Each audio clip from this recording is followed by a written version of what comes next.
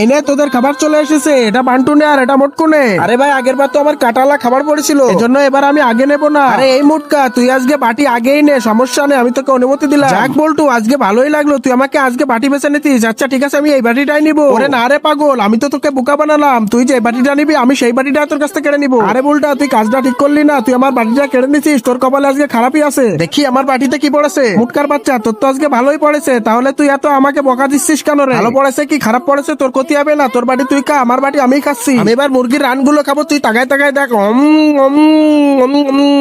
কি মজা, এটা যে কি মজা।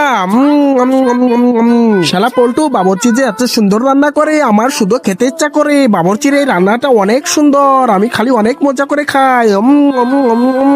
চপ্পলপুরির খাবার একদম। মুটকার বাচ্চা আস্তে খা, না হলে মরলি। এবার আমার পালা, আমার বাড়িতে কি আছে সেটি দেখার আগে তুমি যদি বলতে পারো কয়জন শেফ এখানে মাংস পোড়াচ্ছে, তাহলে একটা লাইক করে কমেন্টে বলে যাও। আর যদি এই ছবিটি পছন্দ হয়ে থাকে তাহলে একটা সাবস্ক্রাইব করে যাও। আরে মুটকা, এটা কি? আমার কপালে তো শুধু আটার দলা পড়েছে, আরো এটা তো পচা। আমি এটা কিভাবে খাবো? মুটকা, আজকে আমার সাথে একদম চিটারি করলি তুই। যত করবা চালাকি তত বুঝবা চালাকি, আমার সাথে পাইতারা।